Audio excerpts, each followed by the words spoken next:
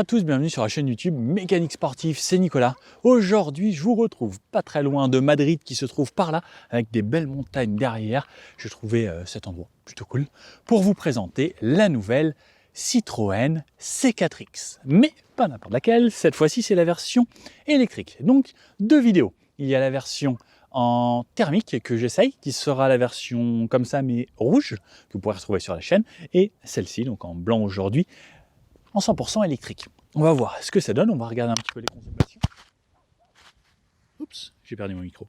On va faire un tour sur tout type de route, comme d'habitude, on va regarder les consommations, voir ce que ça donne, et je vous fais un petit retour sur mes impressions de conduite de cette nouvelle voiture. Comme d'habitude, je vous présente un petit peu le tour de la voiture, l'intérieur, l'extérieur, les caractéristiques, les différents moteurs, et ensuite on va l'essayer, et un petit débrief à la fin.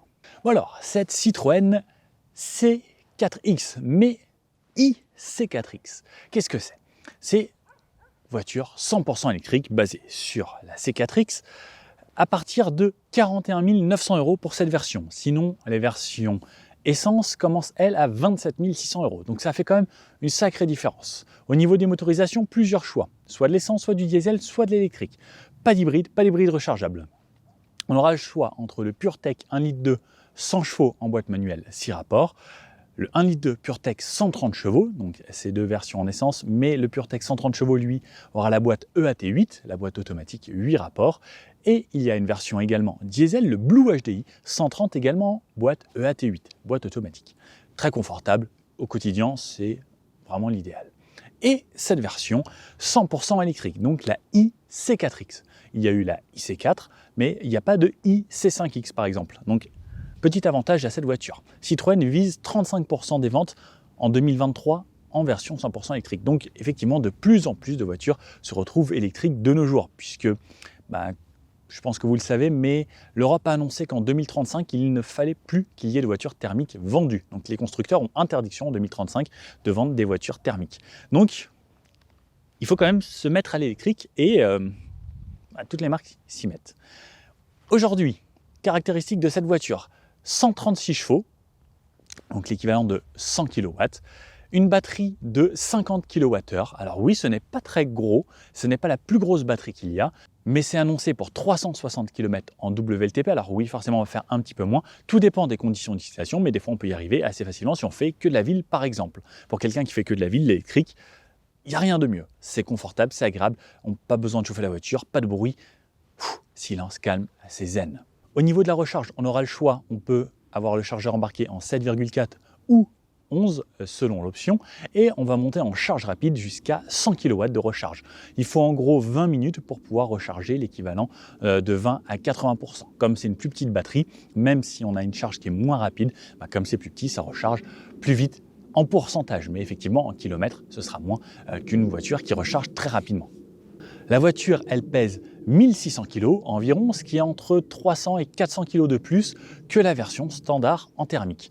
Pourquoi? Puisque le poids des batteries, ça pèse plutôt pas mal. On verra les consommations pendant cet essai. Moi, quand je l'ai récupéré tout à l'heure, ma collègue Clémence avait fait une consommation moyenne à 18,8 kWh au 100 km, ce qui est plutôt correct. Au niveau de la taille, elle fait 4,60 m de long, 1,83 m de large et 1,52 m de haut. Une garde au sol de 15,6 cm, ce qui nous permet de passer quasiment partout. Et entre la version thermique et la version électrique, il n'y a pas de différence majeure notable sur cette voiture.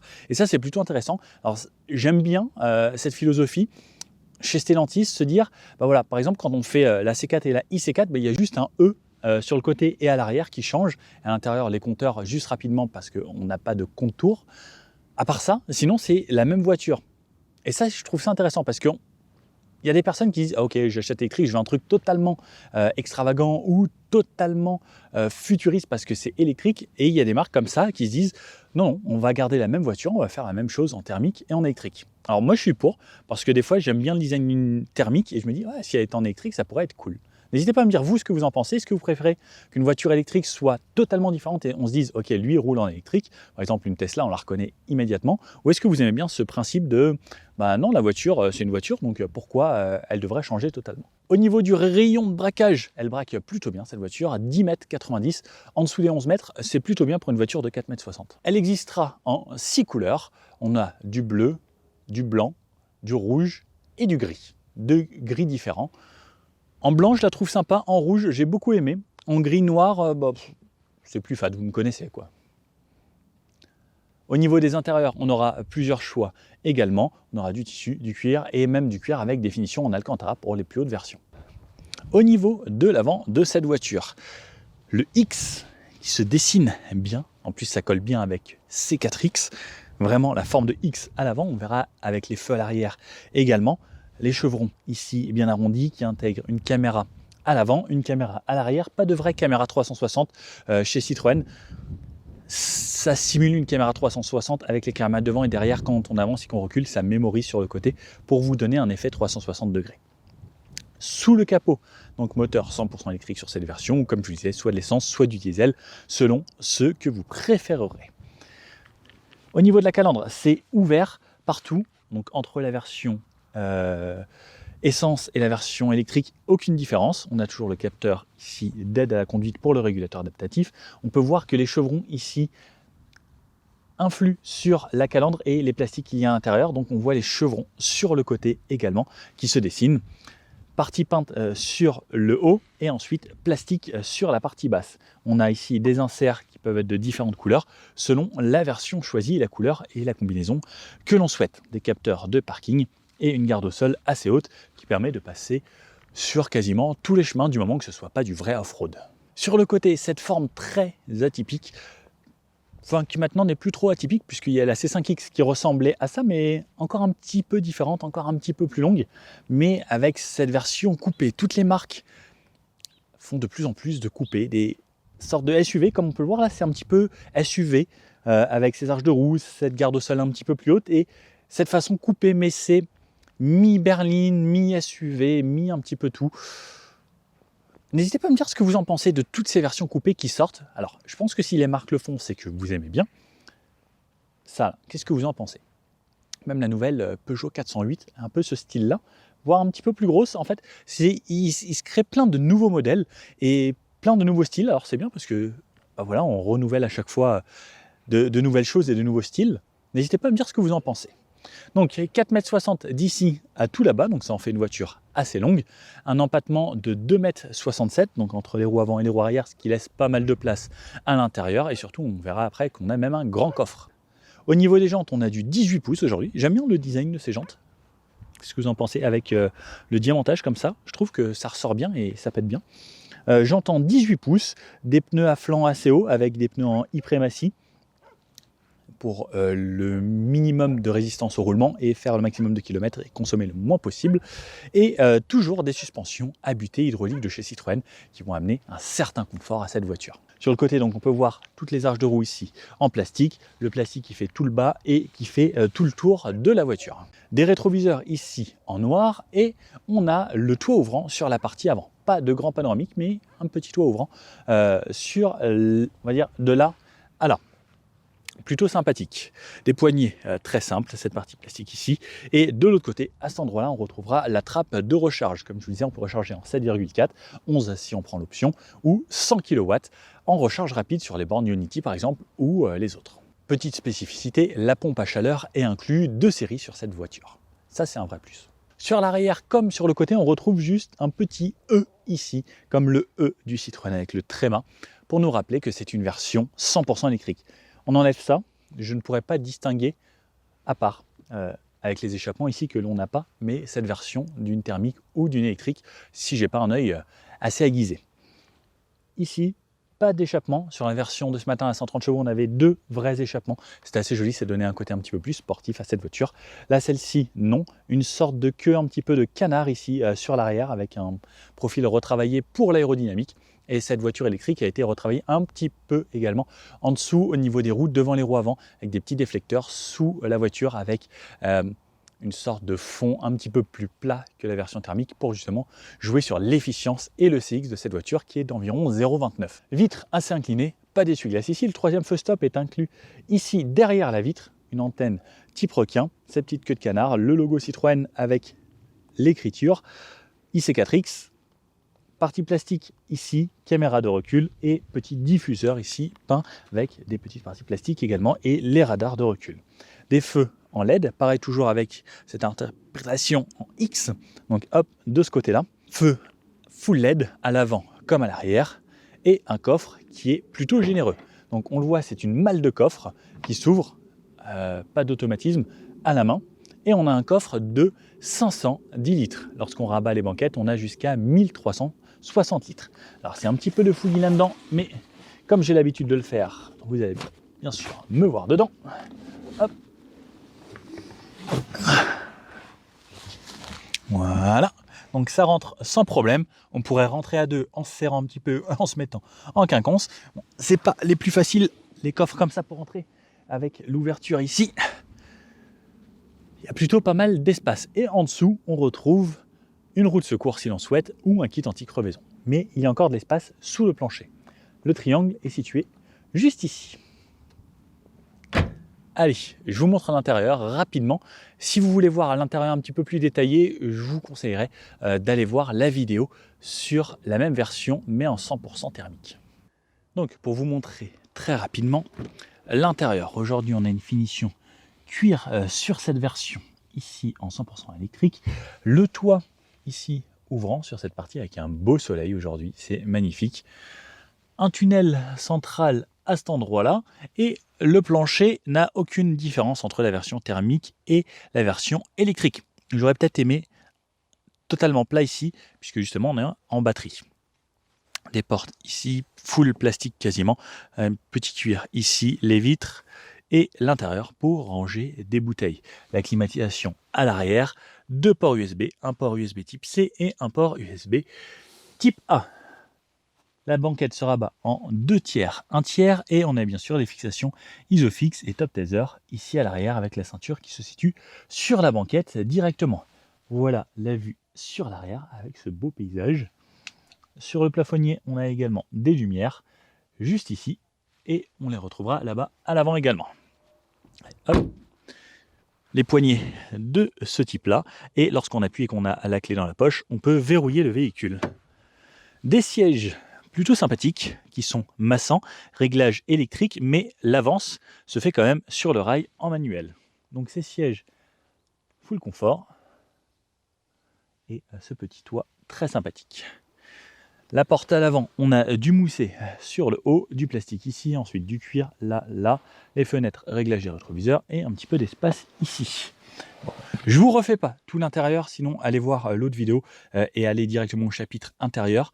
Là, la seule différence avec celui-ci, alors je vais refermer la porte et démarrer de cette façon. Donc là, la voiture est prête. J'ai toujours mon petit affichage tête haute qui vient se relever ici et qui vient s'activer. Ça, j'aime beaucoup l'affichage tête haute. Seule différence avec la version thermique, c'est qu'ici, plutôt que la jauge à essence, on a la jauge de batterie avec le pourcentage et le kilométrage restant. La consommation que j'ai fait là, les 26 derniers kilomètres, et la consommation sur les 166 derniers kilomètres à 19 kWh. Et on peut même voir la consommation en instantané. Voilà la différence que l'on a entre celle-ci et la thermique. Sinon, tout est pareil, sauf cette partie ici où sur la version mécanique, en boîte automatique et en version thermique, on a un M ici pour passer en manuel, sauf que là on a un drive de cette façon et un mode B pour régénérer plus d'énergie au freinage. Donc lorsqu'on relâche la pédale d'accélérateur et toujours le parking là-haut. Sinon, exactement la même chose. Donc si vous voulez voir vraiment tout l'intérieur en détaillé, l'autre version, n'hésitez pas. Bon allez, c'est parti, cette fois-ci dans la version électrique. Moi j'aime bien l'électrique parce que c'est calme. Comment on règle ça? Voilà, hop. Là, je suis bien. Drive. Et là, la voiture est démarrée.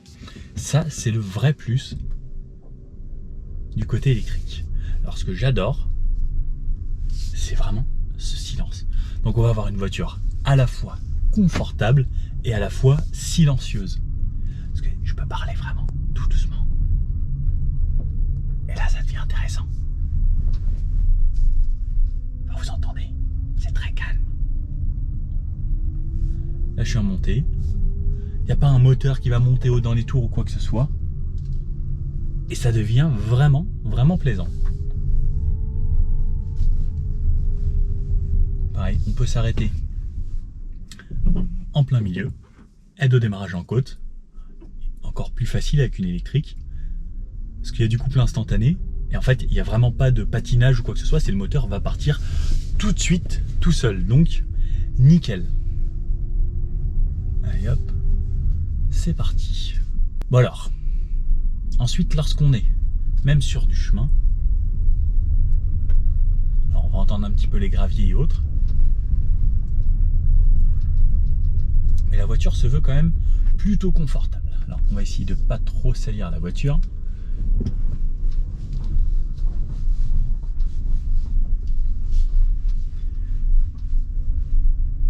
Mais l'électrique, au quotidien, qu'est-ce que c'est agréable. Alors là, c'est plein de gadou. Je suis dégoûté, je vais peut-être la ressalir. Mais quel régal. En vrai, une voiture confortable plus l'électrique, c'est le summum du ah, c'est cool quoi.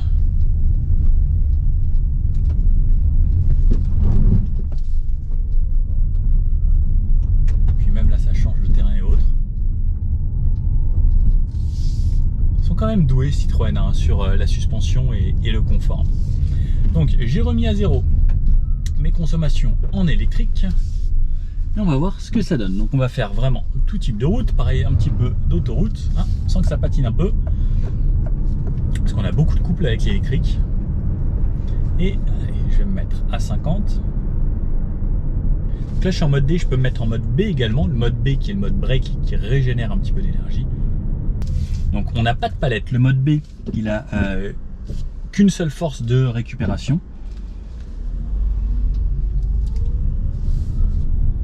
Ensuite, ça relance. Donc là, je suis en mode éco. Donc en mode éco, la voiture, elle limite la puissance et le couple pour justement ne pas consommer trop. Donc on va voir sur le trajet total combien on va faire de conso. Clémence ce matin, elle l'avait.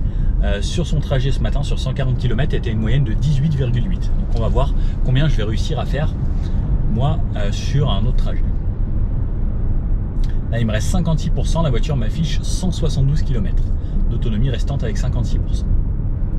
Alors là, je suis à 70 environ. C'est plutôt calme dans l'habitacle, c'est même très calme. Je suis assez surpris. On entend peu ce qui se passe autour de nous, même les voitures qui roulent. C'est assez agréable. Le mode B, donc si je relâche, ça régénère, ça freine. Si je réaccélère un peu, bon là comme je suis en mode éco, c'est un petit peu soft. Après je peux passer en mode normal qui donne un petit peu plus de répondant. Et ensuite il y a le mode sport qui lui amènera tout de suite une plus grosse réponse à l'accélérateur. Donc en mode sport, c'est tout de suite un petit peu plus dynamique au niveau de l'accélération et de la réponse. Et donc, hop. J'accélère. Enfin, on sent que l'électrique c'est coupleux et que c'est instantané. C'est un petit peu mieux que la motorisation essence qui elle met un petit peu de temps, il faut passer les rapports et autres, alors que là, en vrai, bah, c'est quand même assez sympathique. Ensuite, j'ai mes aides à la conduite, donc je vais me mettre, hop, ça me dit ok, je me mets mon assistant, ok. Donc quand j'appuie sur OK, j'ai toutes mes aides à conduite. Quand j'appuie sur OK, ça se met à la vitesse que la voiture a lue sur le panneau. Donc là c'est 100 km/h. Je vais pouvoir repasser en mode éco puisque j'ai pas besoin forcément du mode sport. Et me mettre à vitesse constante à 100 km/h. J'ai absolument pas de bruit de moteur. Là on vient de changer le goudron, donc on entend un petit peu de bruit de roulement parce que c'est un goudron pluvieux. Et ben je vous avoue que je préfère largement cette version électrique. Et même si je relance un petit peu, alors là je suis en mode éco, l'idéal c'est peut-être même de laisser le mode normal, sauf si vous êtes en ville, parce que le mode éco il va brider la climatisation et le chauffage. Et le mode normal, alors ça relance un petit peu au-dessus de 100 km/h.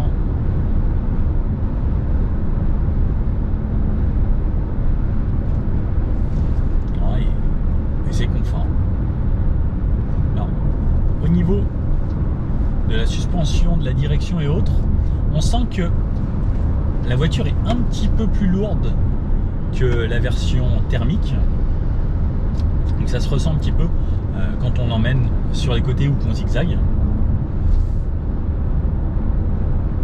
Mais lorsqu'on roule comme ça, il y a peu de différence, sauf que la version thermique, on entendra un petit peu le moteur, surtout la version 1,2 litre 3 cylindres que j'ai essayé ce matin. Et donc là, si je veux me mettre à 120 sur l'autoroute, hop, c'est 120 ici, eh bien c'est très très agréable parce qu'on a peu de bruit, très légèrement des bruits de roulement, un petit peu de bruit du vent, mais enfin, on est quand même à 120 km/h. Aucun bruit de moteur. Et en vrai, c'est vraiment très agréable. J'aime beaucoup. L'électrique, c'est vraiment un confort supplémentaire. Et puis, là, je ne touche pas à mes pieds. Hop, ils sont sur le côté. J'ai le régulateur adaptatif qui m'aide vraiment bien. Et ça, c'est un vrai plus au final. J'ai pas la conduite de niveau 2, ça c'est un petit peu dommage. J'ai le maintien dans la ligne, mais j'ai pas le centrage de voie qui fait que je puisse lâcher les mains. Mais déjà, juste un régulateur adaptatif, c'est bien pratique. Ceux qui n'ont jamais essayé, vraiment essayez, vous allez voir, c'est super. Et dommage là pour le centrage de voie qui n'y soit pas, parce que sinon j'aurais pu vraiment lâcher les mains et ça aurait suivi les lignes. Allez, mode sport activé. On va voir ce que ça donne un petit peu. Alors, on a l'équivalent de 136 chevaux sur une voiture de 1600 kg. Donc ça se déplace correctement. C'est pas extraordinaire. Alors, par exemple là, ici je peux m'arrêter. On va se tester une petite accélération. Allez, 0. On voit que ça met un petit peu de temps. C'est pas une voiture à vocation sportive. Donc là on arrive à 90. Hop, allez, virage. La direction reste toujours assez légère.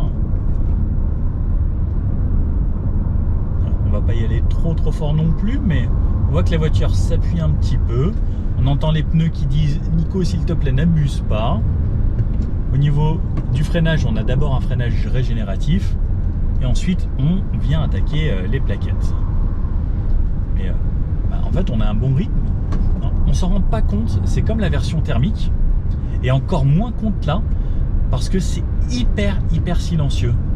Et donc on est à 80-90 sur des routes très sinueuses.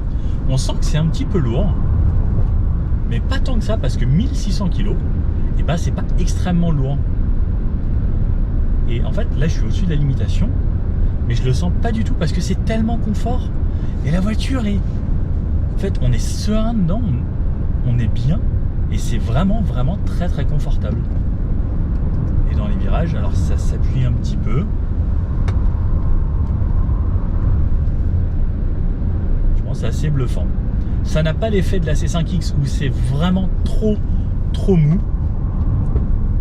Et là on va dire qu'on garde le très bon compromis même entre voiture qui se débrouille un petit peu dans les virages et confort, parce qu'elle reste très confortable et en même temps elle n'est pas trop pataude.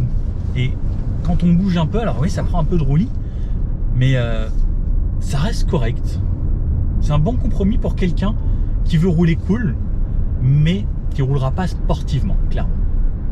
En tout cas, niveau confort, je pense que c'est l'idéal. Bon alors, C4X ou IC4X. Tout dépendra de votre utilisation. Est-ce que vous êtes un gros rouleur? Dans ce cas-là, très gros rouleur version diesel. Est-ce que vous roulez un petit peu mais avec des longs trajets parfois? Dans ce cas-là, pourquoi pas la version essence? Est-ce que vous êtes un urbain et vous faites vraiment de l'urbain ou du périurbain? La version électrique sera forcément pour moi, à mon avis, la meilleure, puisque l'électricité coûte un peu moins cher et surtout c'est beaucoup plus confortable au quotidien que les versions essence. En plus, on n'a pas forcément de gros moteurs, donc je trouve que les versions électrique pour quelqu'un qui va faire de la ville, emmener les enfants à l'école, aller faire ses courses et autres, eh bien ce sera réellement parfait. L'avantage, c'est on a une plus petite batterie, mais on a un poids de voiture plus léger qu'une voiture électrique qui fait 2000 kg. Là, on est à 1600 kg seulement. Donc, au niveau des consommations, c'est plutôt correct. On sera entre 18 et 19 selon l'utilisation. Là, on a fait des autoroutes. Alors ici, c'est entre 100 et 120. Des petites routes de montagne, sans forcément trop la pousser, mais en utilisant de la façon qu'elle est faite pour être utilisée. Pareil, c'est une voiture qui se veut assez confortable, donc pas besoin forcément de la pousser tout le temps et de se dire allez, allez, on va aller à fond. Même s'il y a un petit mode sport, c'est plus pour avoir une accélération différente. Donc au final, le mode éco, si vous voulez vraiment rouler tranquillement en ville, le mode normal pour le quotidien, c'est parfait. Et le mode sport, quand vous êtes un peu plus énervé, que vous avez besoin d'un petit peu plus de répondants. Sinon, voilà, voiture très confortable. Alors c'est moins confortable qu'une C5X. La C5X qui avait vraiment ce côté tapis volant. Là, c'est un poil plus dynamique, mais on va pas dire pareil non plus que c'est sportif. Mais toujours ce confort avec les suspensions à butée hydraulique. Alors franchement, Citroën sont très bons là-dessus. Il y a plein de marques qui pourraient s'en inspirer. Mais après, ça donne ce côté aussi, voilà, cool. Et ça donne vraiment envie de rouler à la cool. Et je trouve ça assez sympa et agréable. Bon. N'hésitez pas à me dire ce que vous en pensez. Est-ce que vous choisiriez une version 100% électrique comme ça, comme ce que Citroën imagine, et vous ferez partie de ces 35% en 2023 qui achèteront une version 100% électrique, ou est-ce que vous êtes toujours thermique? Ou est-ce que vous dites que peut-être bientôt l'électrique? Bon, n'hésitez pas à me dire tout ça dans les commentaires. Si vous avez aimé la vidéo, le petit pouce bleu, comme ça, pour m'aider. Et je vous dis à bientôt pour une prochaine vidéo. Et puis vous pouvez vous abonner aussi, si vous avez envie. Allez, à bientôt. Ciao.